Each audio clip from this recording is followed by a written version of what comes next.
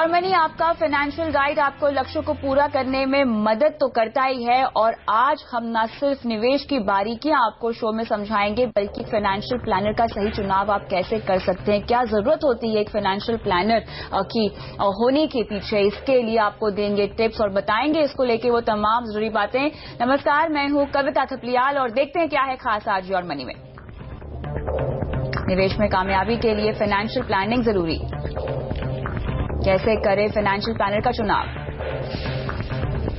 छोटी अवधि के लिए कौन से फंड चुने, तो इन तमाम मुद्दों पे आज योर मनी का फोकस होगा। और आज हमारे साथ शो में शामिल हो रहे हैं वाइस इन्वेस्ट एडवाइजर्स के हेमंत चिस्तगी। हेमंत जी, आपका स्वागत है। शुरुआत करते हैं और बात करते हैं सबसे पहले फाइनेंशियल एडवाइस लेने के लिए एक फाइनेंशियल प्लानर क्यों होना चाहिए। हेमंत जी, जैसे कि हमारी हेल्थ के लिए हम एक डॉक्टर के पास जाते हैं और फिट रहने के लिए जिम के ट्रेनर के पास जाते हैं, वैसे ही फाइनेंशियल हेल्थ जो कि बहुत जरूरी एस्पेक्ट है आपकी लाइफ का, आपकी लाइफस्टाइल आप कैसे जीना चाहते हैं, साथ ही आपके क्या फाइनेंशियल गोल्स है, उनको पूरा करने में अगर आप अपने आप को पर्याप्त नहीं समझते, अगर आप उसके लिए तैयार नहीं है, तो एक फाइनेंशियल प्लानर अगर आप हायर करें तो बहुत बेहतर होगा। ऐसा हम अक्सर अपने शो पर सलाह देते हैं लोगों को, लेकिन लोग अक्सर फंस जाते हैं इस जगह पर आकर कि फाइनेंशियल प्लानर का चुनाव कैसे किया जाता है और साथ ही कितना बड़ा रोल प्ले ये करते हैं हमारी जिंदगी में। देखिए, सबसे पहले तो कविता, ये जैसा आपने कहा कि जब हम अपनी फाइनेंशियल हेल्थ की बात करते हैं तो हमारे लिए बहुत इंपॉर्टेंट है। ऐसा नहीं है कि हमें सिर्फ अपनी फिजिकल हेल्थ को देखना, अपना फाइनेंशियल हेल्थ को भी उतनी ही तवज्जो देने की जरूरत है। अब जब हम इन्वेस्टमेंट की बात करते हैं तो हमें एक्सपीरियंस होना चाहिए, हमें एक्सपर्टीज होना चाहिए, हमें ये मालूम होना चाहिए कि हमारा पैसा कहाँ डालना है, हमें उस पैसे से करना क्या है, क्या रिस्क है, क्या पोटेंशियल है, क्या हम उससे उम्मीद कर सकते हैं। अब काफी सारे इन्वेस्टर ऐसे हैं जो खुद करने की कोशिश करते हैं, वो डू इट योरसेल्फ की जो बात करते हैं। उनको लगता है कि इन्वेस्टमेंट करने का मतलब यह है कि 4-5 फंड चुन लिए, या किसी दोस्तों ने बता दिया, या किसी रिश्तेदार ने बता दिया, या कहीं पढ़ लिया या सुन लिया, उसके हिसाब से अपनी इन्वेस्टमेंट कर देते हैं। लेकिन इन्वेस्टमेंट जो है, हालांकि मैं कहूंगा इतनी कॉम्प्लिकेटेड नहीं है, लेकिन इतनी आसान भी नहीं है कि आप बिना किसी जानकारी के, बिना सोचे समझे उसको इन्वेस्ट कर दें। तो कहीं ना कहीं अपने पैसे के लिए बहुत ज्यादा रिस्क ले रहे हैं, क्योंकि हमारे जो एस्पिरेशंस हैं, हमारे जो ड्रीम्स हैं, हमारे सपने जो हैं अपनी फैमिली के लिए, वो सब हमारी इन्वेस्टमेंट से जुड़े हैं। तो अगर हम वहां पे केयरलेस हो जाते हैं, लापरवाही करते हैं, तो हम कहीं ना कहीं उन सभी से कंप्रोमाइज करते हैं। तो बहुत इंपॉर्टेंट है कि हम ठीक तरीके से इन्वेस्ट करें।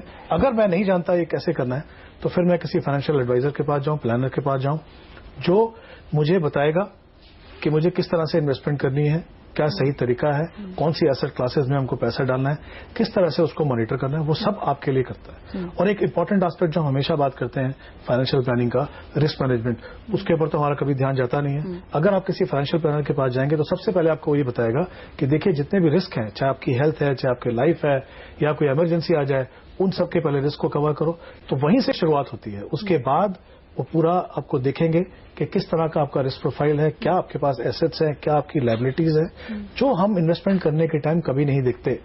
देखिए, जब हम इन्वेस्टमेंट करते हैं, ज्यादातर जब हम खुद करते हैं, तो हम सिर्फ यही देखते हैं कि अच्छा अभी कहाँ पैसा बनने की उम्मीद है। इक्विटी मार्केट अच्छा करा तो इक्विटी में डाल देंगे, डेट में किसी ने कहा कि देखिए अब इंटरेस्ट रेट नीचे जाएगा तो डेट फंड अच्छा करेंगे, तो हम वहां चले गए। तो उस तरह से इन्वेस्टमेंट करने की बजाय सही तरीका यह है कि किसी प्रोफेशनल के पास जाइए, जो मैंने कहा प्रॉपरली प्रोसेस को फॉलो करेंगे। और सबसे इंपॉर्टेंट चीज, हम हमेशा बात करते हैं कि क्वालिटी ऑफ एडवाइस कैसी है, क्या हमको मिल रहा है। एक इंपॉर्टेंट एस्पेक्ट हम हमेशा भूल जाते हैं। देखिए, जब मार्केट में वॉलेटिलिटी आती है तो सबसे बड़ा टेस्ट है आपका एज एन इन्वेस्टर। हम करते हैं कि हम घबरा जाते हैं, क्योंकि हमने सोचा नहीं था कि ऐसा कुछ हो सकता है। जब हम घबराते हैं तो हम क्या करते हैं, इक्विटी का पैसा डेट में, डेट का पैसा इक्विटी में, तो पूरी एसेट एलोकेशन को हम बदल देते हैं। ऐसे समय में अगर आप किसी प्रोफेशनल एडवाइजर से एडवाइस ले रहे हैं, वो आपको समझाएगा कि अपने जो टाइम होराइजन जो आपने रखा है उसको बनाए रखने में, अपनी जो एसेट एलोकेशन है उसको बनाए रखने में क्या फायदा है। और यकीन मानिए, वो जो डिसीजन लेंगे आप, उसको पैसे में नापना बहुत मुश्किल है, लेकिन वो आपके जो फाइनेंशियल फ्यूचर में एक बहुत अहम भूमिका निभाता है।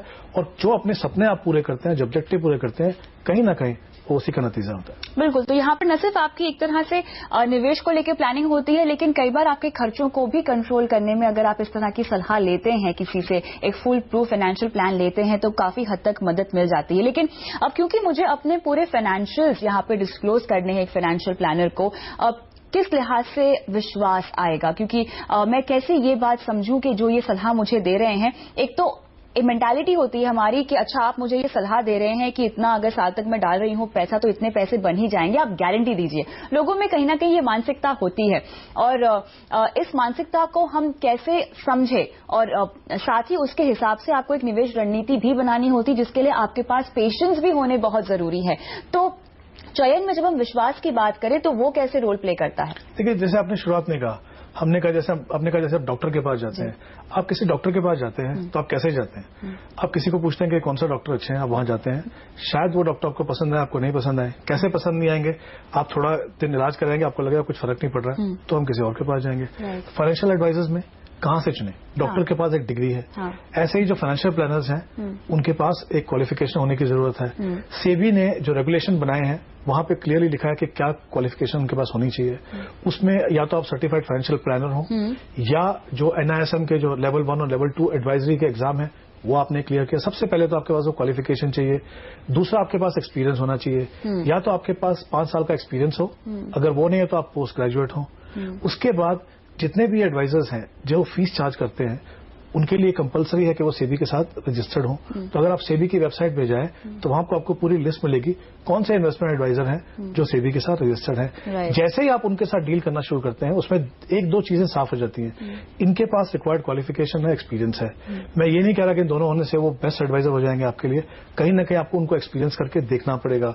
लेकिन आपको एटलीस्ट वो तसल्ली है कि आप ऐसी एंटिटी या ऐसे इंसान से डील कर रहे हैं जिसका आता पता है, जिसको किसी ने परखा है, जिसको किसी ने देखा है कि उनके पास जो होना चाहिए क्वालिफिकेशन और काबिलियत वो उनके पास है। उसके बाद जब तक आप जैसे डॉक्टर के पास गए, जब तक हमें हमेशा वो सवाल पूछते हैं, अगर हमने कहा तबीयत खराब है, कल आपने क्या खाया, परसों क्या खाया, सीढ़ियां चढ़ के आए, कैसे चढ़ के आए, क्यों सवाल पूछते हैं वो? क्योंकि वो जानना चाहते हैं कि ये क्या कारण हो सकता है।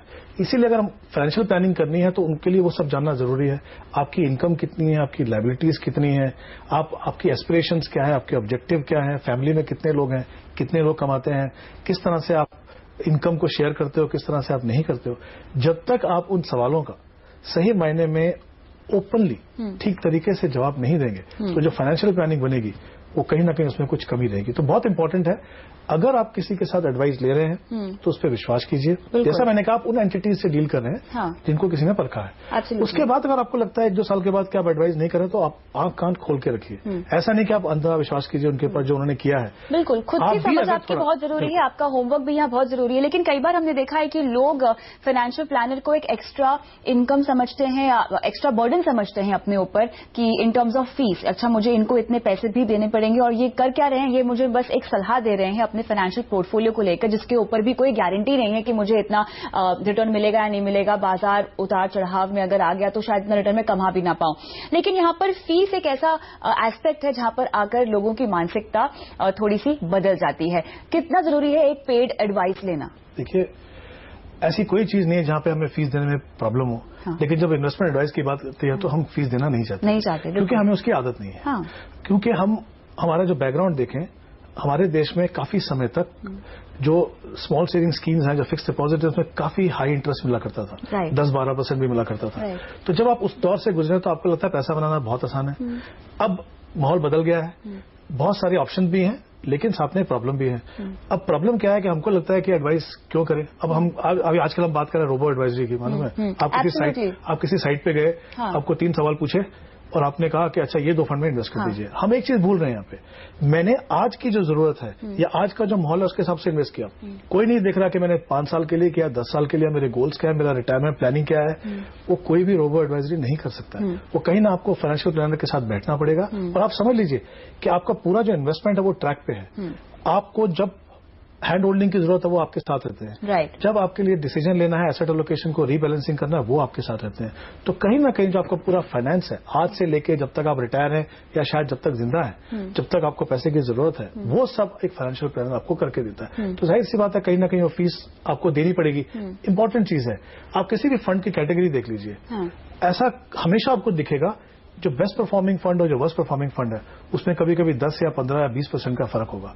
अगर आपने सही फंड नहीं चुना और आपने 0.5% या 1% फीस बचा ली तो आप सोच सकते हैं कि अगले 10-15 साल तक आप ऐसे फंड में बने हुए हैं या आपने चेंजेस नहीं किए या आपने रीबैलेंसिंग नहीं किया। तो मुझे लगता है कहीं ना कहीं सिर्फ आपको यह दिख रहा है कि मैंने 10 साल में 0.5% या 1% के हिसाब से 10% बचाया। शायद वो एक ही साल में आप अच्छे एडवाइस के तरीके से कमा सकते हैं। मैं ये नहीं कह रहा हूं कि सारे एडवाइजर उस काबिलियत के होंगे, लेकिन जैसा मैंने कहा आपके पास ऑप्शन है। आप उनके साथ समय बताइए, देखिए कि वो आपके इंटरेस्ट के लिए काम कर रहे हैं या अपने इंटरेस्ट के लिए काम कर रहे हैं। आपको उसके लिए इन्वेस्टमेंट एक्सपर्ट होने की जरूरत नहीं है, वो आपको एक अप्रोच से ही समझ में आ जाएगा। और आपके पैसे यहाँ पर लग रहे हैं, आपके पैसों को निवेश करने की बात है, तो मेरे ख्याल से आप केवल सिंपली सलाह लेके आगे नहीं बढ़ जाएंगे, आप भी 10 सवाल करेंगे। जब आप खुद सवाल करेंगे तो सामने वाले की इंटेंशन कितनी सही है और किस हद तक बंदा जो इंसान है, जो शख्स है, वो कितना अनुभवी है, वो आपको पता चल जाएगा। कहीं ना कहीं आपको उनको सतर्क रखना पड़ेगा। अगर आप सवाल पूछेंगे, हो सकता है शुरू में आपको लगे मैं शायद अच्छा सवाल पूछ रहा हूं कि खराब सवाल पूछ रहा हूं। कोई भी सवाल अच्छा है खराब नहीं होता, सवाल एक सवाल है। जो दुविधा आपके दिमाग में, आप उनसे पूछिए, धीरे धीरे आपको वो समझ में आएगा। शायद 6 महीने 1 साल के बाद उनसे ऐसे सवाल पूछने लगेंगे कि एडवाइजर को लगेगा कि अभी इनके पास अगर मिलने जाना है तो पूरी तैयारी के साथ जाना है। और वही है एक चीज जो आपको हमेशा काम करती है, क्योंकि इसमें समय की जरूरत है। समय आपके पास है नहीं, आप करेंगे कैसे?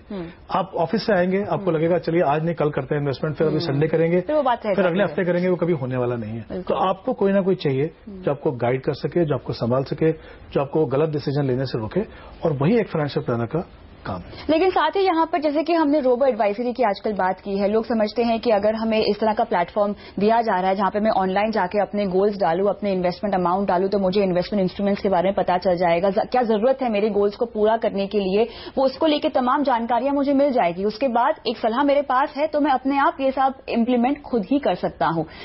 वैसे इम्प्लीमेंटेशन करने में और एक फाइनेंशियल प्लानर के पास जाकर करने में क्या फर्क है? कविता, यकीन मानिए, जब एक इन्वेस्टर्स के साथ बैठते हैं फाइनेंशियल प्लानिंग करने के लिए, तो काफी समय सिर्फ यही देखने में लगता है कि मेरे गोल्स क्या हैं, क्योंकि हम डिफरेंस नहीं समझ पाते। हर गोल जो है उसको कन्वर्ट करना है आपको फाइनेंशियल टर्म में, फिर वो अचीवेबल है या नहीं है। हम क्या करते हैं, अब 2-3 गोल तो हमें पता है कि रिटायरमेंट है, बच्चों की पढ़ाई है। कितने लोग सोचते हैं? अगर हमारे देश में लोगों ने ऐसा सोचा होता तो आज इतनी प्रॉब्लम लोगों को नहीं आती। सच्चाई ये है कि जब आप ऐसे डिसीजन लेते हैं, आप सिर्फ आज देख रहे हैं आज के समय में मुझे इन्वेस्टमेंट कहाँ करनी है। अभी सब हम SIP की बात कर रहे हैं, जो एक तरीके से रेवोल्यूशन है। सो मे बी जो न्यू कमर्स है या जो फ्रेश इन्वेस्टर्स हैं, वो इस तरह की अप्रोच अपना सकते हैं जो कि फाइनेंशियल प्लानर को फिलहाल अफोर्ड नहीं कर सकते, लेकिन निवेश की शुरुआत करनी है। देखिए, फाइनेंशियल प्लानिंग जब आप करते हैं, इसका मतलब ये नहीं कि आप लाखों रुपए फीस दे रहे हैं। अगर आप गोल बेस्ड अगर एडवाइस लेते हैं तो फाइनेंशियल प्लानिंग 5,000 या 10,000 में भी हो सकती है। मुझे नहीं लगता वो किसी के लिए वो बहुत बड़ी कॉस्ट है, क्योंकि अगर आप SIP शुरू करें तो 5,000 महीने की SIP शुरू कर रहे हैं तो आपको 5,000 या 10,000 फीस देने में क्या प्रॉब्लम है? ये आप वन टाइम फीस है, उसके बाद आपको हर साल रिव्यू होगा जिसमें आप 5 या 10,000 फिर से देंगे। हर साल में अगर इतनी कॉस्ट आपकी है, जो हार्डली कुछ 1% भी नहीं है आपके पोर्टफोलियो की, फर्क क्या है उसको देखिए।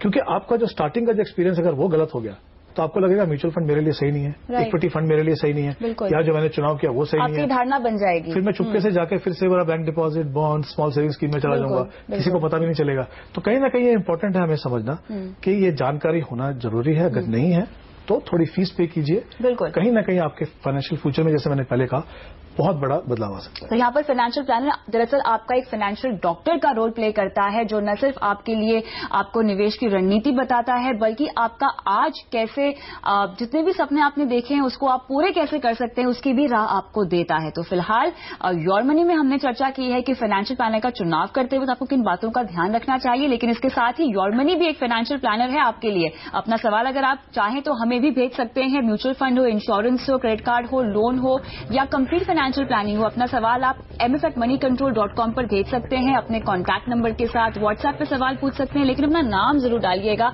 @kavita.th पे जाके भी अपना सवाल आप पोस्ट कर सकते हैं। फिलहाल रुकते एक ब्रेक के लिए, लेकिन ब्रेक के बाद शुरू करेंगे सवाल जवाब का सिलसिला। बने रहें।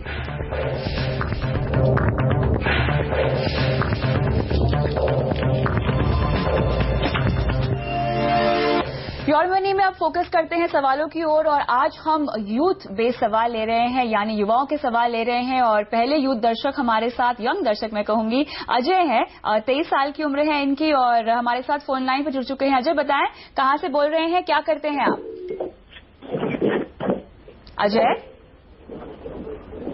अजय क्या आपको मेरी आवाज आ रही है? यहाँ संपर्क इनसे टूट गया है, लेकिन एक बार फिर से जुड़ने की कोशिश करेंगे। फिलहाल जो डिटेल्स अजय ने हमें दी हैं वो आपको बता देते हैं। 25,000 रुपए हर महीना कमाते हैं और इनका खर्च लगभग 7,000 रुपए का है। इन्होंने कुछ निवेश भी किया हुआ है। एनपीएस में ये लगभग 10% अपनी आय का निवेश करते हैं। आरडी है इनके पास 5,000 रुपए की हर महीना। एसआईपी भी करते हैं। एचडीएफसी कैपिटल बिल्डर फंड में 5,000 रुपए की एसआईपी करते हैं ये, और पीपीएफ में डालते हैं ये 100 रुपए हर महीना। और शेयर मार्केट में भी इन्होंने कुछ पैसे लगाए हुए हैं, और अगर एक साल के पूरे निवेश की बात करें तो फिलहाल 60,000 रुपए इन्होंने एक साल में शेयर बाजार में लगाए हुए हैं, जिसकी मार्केट वैल्यू फिलहाल ये कह रहे हैं कि 58,000 रुपए है।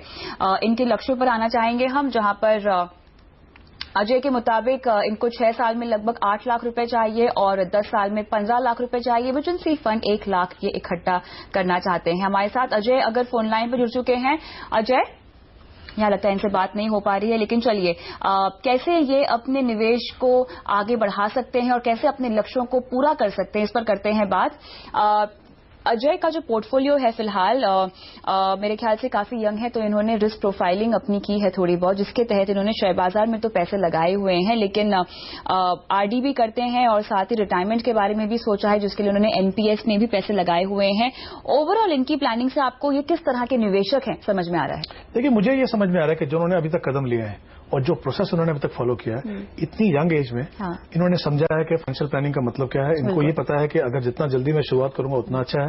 23 साल की उम्र में अगर कोई रिटायरमेंट की बात कर रहा है तो कहीं ना कहीं आपको मालूम है कि वो बिल्कुल सही दिशा में जा रहे हैं। तो आई थिंक जहां तक प्रोसेस का सवाल है, जहां तक प्रोसीजर का सवाल है, ये बिल्कुल सही है इनका जो पोर्टफोलियो। लेकिन जैसा मैंने कहा, एक तो होता है आपने सही तरीका अपनाया, दूसरा आपकी जो इन्वेस्टमेंट है वो भी सही होने की जरूरत है। तो दोनों का कॉम्बिनेशन होगा तभी जाके आप अच्छे रिजल्ट पाएंगे। अगर इनका अगर हम पोर्टफोलियो देखें, शुरुआत करते हैं, उन्होंने कहा एनपीएस में कहूंगा एक डिसेंट इन्वेस्टमेंट ऑप्शन है रिटायरमेंट कॉर्पस के लिए, लेकिन वो बेस्ट नहीं है क्योंकि ये इतने यंग है। इनका एक्सपोजर इक्विटी में ज्यादा होना चाहिए। एनपीएस के अंदर प्रॉब्लम क्या है कि आप 50% से ज्यादा इक्विटी में नहीं लगा सकते, और वहां भी जो है वो इंडेक्स बेस्ड स्टॉक्स रहते हैं। तो जो इंडेक्स के बाहर जो स्टॉक्स हैं, मार्केट में जो आपको ग्रोथ मिलती है वो आपको यहाँ पे नहीं मिलेगी। दूसरी बात, यहाँ पे कंपलसरी है कि जब पैसा आप लेंगे 40% पे आपको एन्युटी लेना बहुत जरूरी है। एन्युटी के जो रिटर्न है हम जानते हैं बहुत कम है, और वो भी टैक्सेबल है। दूसरा, जो आपको लमसम जो पैसा मिलेगा उसका सिर्फ 40% ऐसा है जो आपको टैक्स फ्री मिलेगा, बाकी जो है 60% उसके ऊपर इनको टैक्स पे करना पड़ेगा। तो इन सारी बातों को अगर मैं देखूं तो मुझे लगता नहीं कि एनपीएस इनके लिए बहुत अच्छी ऑप्शन है। इनके पास बहुत सी दूसरी ऑप्शन है, जैसे म्यूचुअल फंड्स के रिटायरमेंट फंड है, रिलायंस का भी, एचडीएफसी का, वो देख सकते हैं। क्योंकि ये इस स्टेज पे है अपनी, एटीसी की बहुत ज्यादा डिडक्शन इनको इस स्टेज पे नहीं लेने की जरूरत है। तो चाहे तो ये नॉर्मल डाइवर्सिफाइड इक्विटी फंड है, वहां पे भी डाल सकते हैं, क्योंकि वहां पे भी 1 साल के बाद पैसा जो है वो टैक्स फ्री हो जाएगा।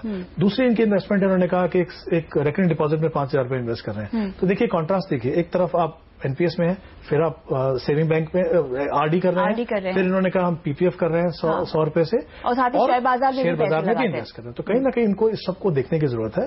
अगर ये जानते नहीं है, मेरे ख्याल से ये हर एसेट क्लास का फायदा उठाना चाहते हैं। जी बिल्कुल, जैसे उन्होंने कहा उनके पास इक्विटी फंड है। अब वो जो फंड की जो मैं कहूं जो चुना है उन्होंने, वो बहुत ज्यादा अच्छा फंड है, क्योंकि उसके साथ प्रॉब्लम क्या है कि उनके जो कंसिस्टेंसी नहीं है इन्वेस्टमेंट अप्रोच में, बदलती रहती है।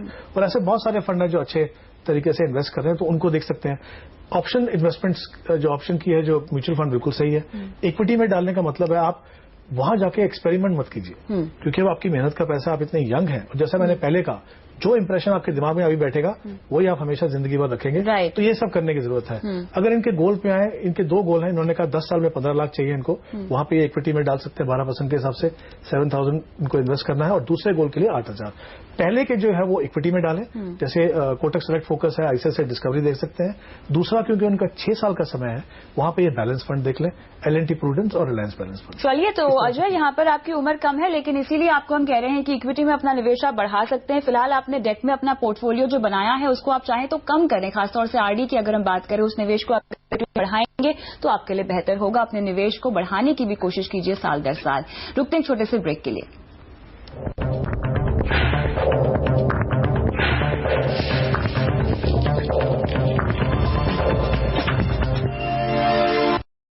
योर मनी में आगे बढ़ते हैं और अगले युवा दर्शक का सवाल लेते हैं। अमित कुमार पाटिल का सवाल ईमेल के जरिए हमारे पास पहुंचा है। 26 साल की उम्र है इनकी और इनकी मंथली इनकम 60,000 है और इनके पास कोई लोन नहीं है, लेकिन जहां तक निवेश की बात है, ये कहते हैं कि इन्होंने एलआईसी की पॉलिसी लेके रखी जिसमें 24,000 रुपए ईयरली ये भरते हैं। पीपीएफ में डालते हैं ये 36,000 रुपीज हर महीना, और अब ये पूछ रहे हैं कि इन्हें निवेश करना है कहाँ कर सकते हैं और साथ ही बचत भी करनी है।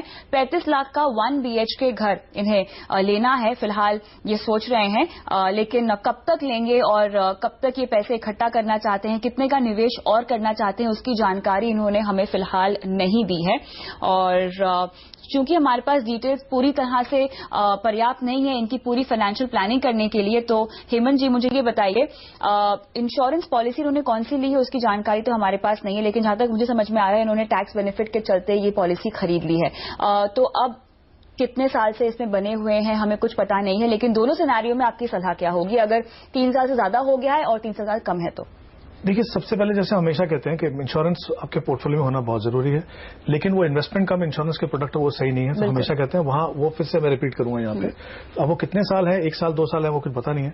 तो जनरली स्पीकिंग अगर आपने ऐसा कुछ इन्वेस्टमेंट कर दिया है जो आपके लिए सही नहीं है, क्योंकि आजकल आपको 5 साल तक उसको पैसा रखने की जरूरत है वहां पे, अगर आप डिसकंटिन्यू भी करते हैं तो पैसा आपको 5 साल के बाद मिलेगा। मुझे लगता है वो फिर भी सही है, क्योंकि कहीं ना कहीं आपको अपनी इन्वेस्टमेंट को रास्ते पे लाने की जरूरत है। सही कदम ये रहेगा, जैसे हमने हमेशा बात की है, अपने गोल्स जो है, ये यंग है, अपने गोल्स को डिफाइन करें, टाइम होराइजन देखें, उसके हिसाब से डिसाइड करें कि कौन सी एसेट क्लास में जाना है, तब जाके इन्वेस्टमेंट करें। सिर्फ एक ही गोल अगर हम इनका पकड़े, अभी फिलहाल जो 35 लाख का घर लेना है इन्हें, लेकिन वो भी कितने समय के बाद लेना है उसकी जानकारी नहीं है। लेकिन वो इंपॉर्टेंट है, देखिए घर लेना इंपॉर्टेंट है, लेकिन 2-3 चीजें वहां भी देखनी पड़ेंगी आपको। पहली बात तो ये देखना है कि आपके पास लमसम है कि नहीं है। अगर लमसम नहीं है तो आपके पास लोन लेना पड़ेगा, लोन लेके तो इंस्टॉलमेंट जो आएगी, उसके बाद कि आपके पास इतना पैसा है कि आपके जो रोज के जो खर्चे हैं वो, या जो आपकी जो और गोल्स हैं शॉर्ट टर्म मीडियम टर्म, उसके लिए आपके पास पैसा है कि नहीं। तीसरी बात, अगर आप लोन भी लेंगे तो मार्जिन मनी का पैसा आपके पास 20% होना चाहिए। साथ में जो ब्रोकरेज आप पे करते हैं वो उसमें आपको लोन नहीं मिलता है, उतना पैसा आपके पास होना चाहिए। क्योंकि फिर से अगर ऐसा नहीं है तो ये गोल नहीं बनेगा, जस्ट एक एस्पिरेशन हो जाएगी कि मेरी इच्छा है कि मैं ले लूं। लेकिन ये देखना जरूरी है कि हमारे पास उतना पैसा है कि नहीं। लेकिन घर लेना बहुत जरूरी है, कहीं ना कहीं मुझे लगता है उसके ऊपर काम करना चाहिए, लेकिन ये देखना चाहिए कि पैसा उनके पास उतना है या नहीं है, कब हो सकता है। तो यहाँ पर इन्हें इक्विटी फंड में आप निवेश करने की सलाह देंगे? देखिए, यंग है, अगर लॉन्ग टर्म का पैसा डालना है तो वो करना है, लेकिन समय डिपेंड करता है कितना जल्दी इनको घर चाहिए।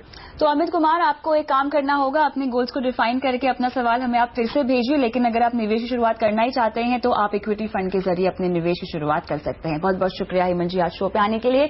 योर मनी में इतना ही, मुझे भी दीजिए इजाजत, लेकिन अगर सवाल पूछना चाहते हैं तो व्हाट्सएप नंबर आपकी स्क्रीन पे फ्लैश हो रहा है, अपने नाम के साथ हमें व्हाट्सएप भेजिए।